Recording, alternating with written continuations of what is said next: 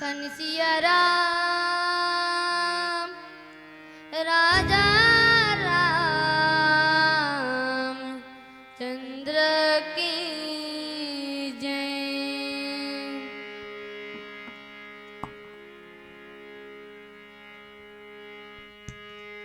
अरे पापेरी की धारी माँ नदी अपार इंदिरावतिया पकड़े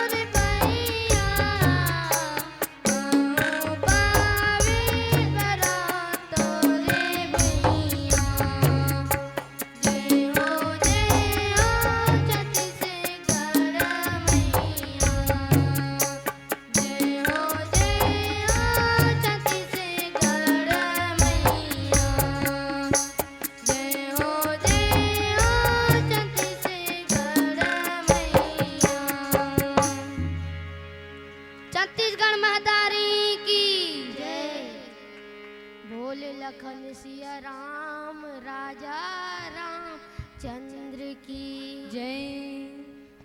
सर्वप्रथम पावन धरा धाम बिहाझर के ये भुइयाल प्रणाम है।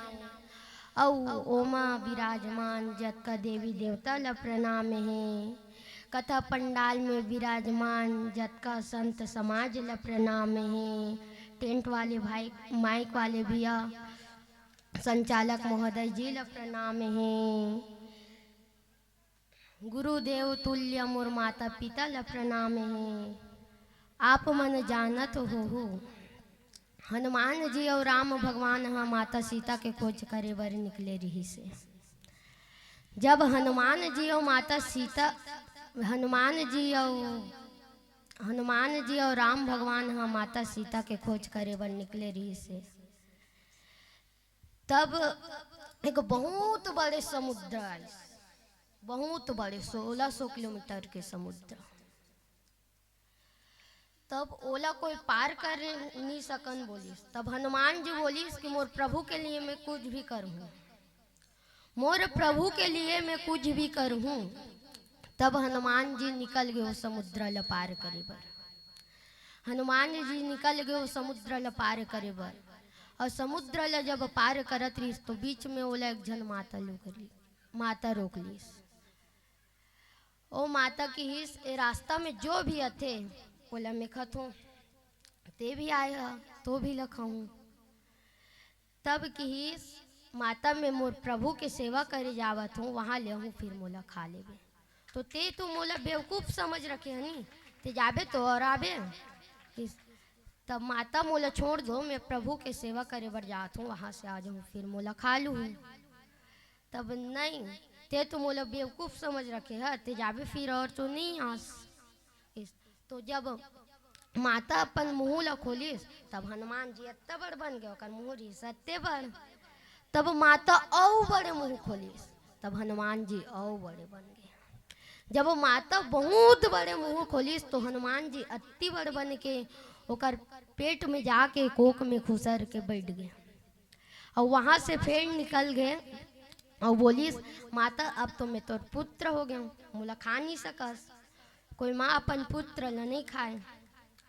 तब माता की ते मोर पुत्र कैसे हो गए, ते मोर पुत्र कैसे हो गए। तब हनुमान जी बोलिस मैं तोर पेट में जाके तोर कोक में बैठ के निकल गए तो तोर पुत्र नहीं हो तो कौन हो करके।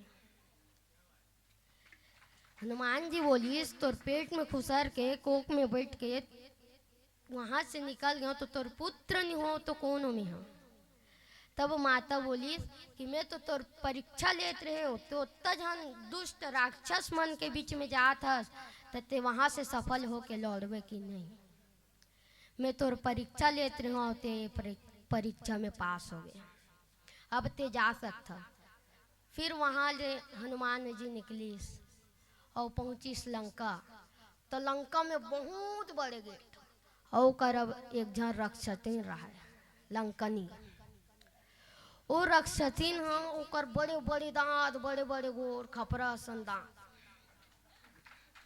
बड़े बड़े दांत रहा। तब हनुमान जी हा चुपचाप जात रही इस लंका अंदर। तब कि चोर कहाँ जा रहा है।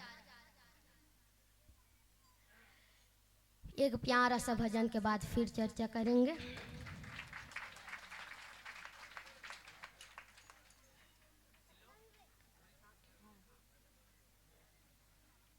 उमंग भाई एवं साथी द्वारा एक प्यारा सा भजन, उसके बाद फिर चर्चा।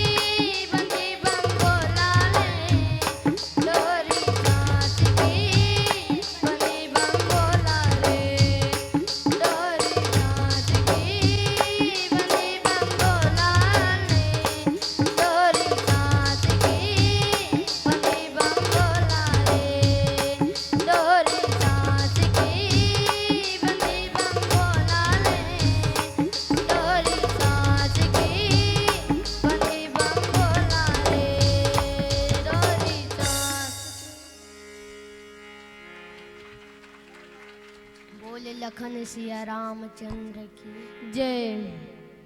तब लंकनी बोली पीला बत्ती के संदेश से आगे लास्ट भजन, ओकर बाद में आप सबसे विदाई चाहबो। जब हर हर